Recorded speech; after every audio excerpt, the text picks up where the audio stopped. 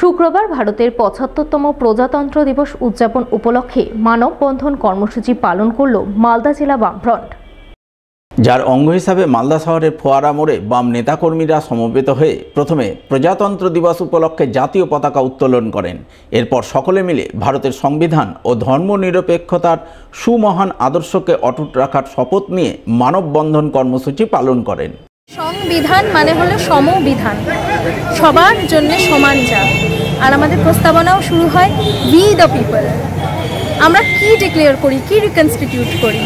Sovereign, socialist, secular, democratic republic. দেব আর নেব, মিলাবো মিলিব, যাবে না ফিরে। দেবে আর নেবে, মেলাবে মিলিবে, যাবে না ফিরে। এই ভারতের মহামানবের সাগরতে। তো এই যে মিলন মন্ত্র, সেই মন্ত্রে আমরা সবাই দীক্ষিত। তাই ভারতবর্ষের মাটি, ভারতবর্ষের আকাশ, ভারতবর্ষের শিল্প, সংস্কৃতি, শিক্ষা, রাজনীতি, ধর্ম, সর্বত্র শুধু মিলনের ডাক। বাম নেতাকর্মীরা রাজপথে দাঁড়িয়ে একে অপরের হাত ধরাধরি করে মানববন্ধন রচনা করেন। ভারতের সংবিধানের প্রস্তাবনা পাঠ করে সংবিধান রক্ষাসহ ভারতের ধর্মনিরপেক্ষতাকে অটুট রাখার শপথ নেন।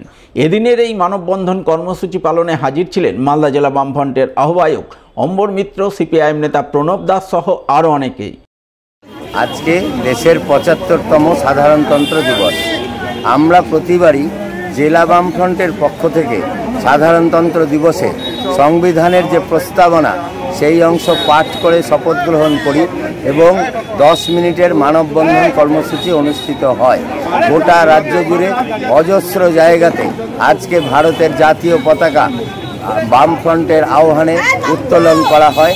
আমরা শহরের ফোয়ারার মোড়ে জাতীয় পতাকা উত্তোলন এবং মানববন্ধন কর্মসূচি, সংবিধানের প্রস্তাবনা পাঠ করে শপথ বাক্য পাঠ করে শপথ গ্রহণ আমরা এখানে করলাম।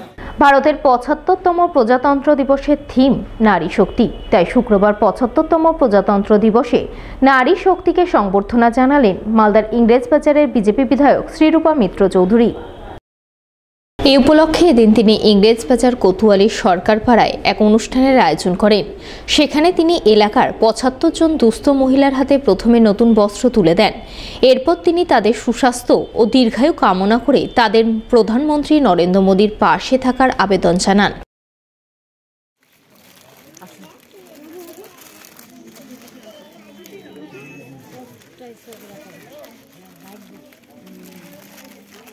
সভা এবং লোকসভা তাতেও কিন্তু নারী শক্তি, তাই মহিলা সশক্তিকরণ।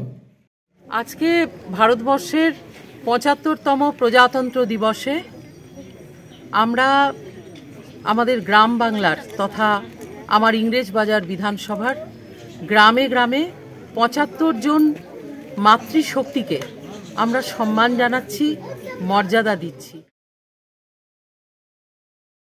শুক্রবার ভারতের ৭৫তম প্রজাতন্ত্র দিবস উপলক্ষে মালদা জেলার বিভিন্ন প্রান্তে নজর এলো নানান কর্মসূচি।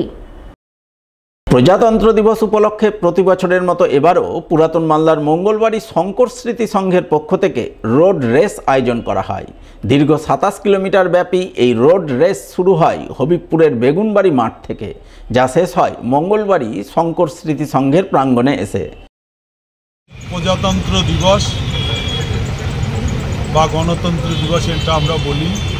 শঙ্কর স্মৃতি সংঘ প্রায় ৪৫ বছর, আজকে নেই ৪৫ বছর হবিপুরের বেগুনবাড়ি থেকে ২৭ কিলোমিটার যেতে রোড রেস করে আসছে। এটা উত্তরবঙ্গের মধ্যে সবচেয়ে বৃহৎ রোড রেস। এই ২৬শে জানুয়ারি প্রজাতন্ত্র দিবস উপলক্ষে এখানে বিভিন্ন ধরনের অনুষ্ঠান আজ থেকে অনুষ্ঠিত হবে এই এলাকার মানুষের সহযোগিতায়। শঙ্কর স্মৃতি সংঘ সবসময় মানুষের পাশে থাকে, সাথে থাকে।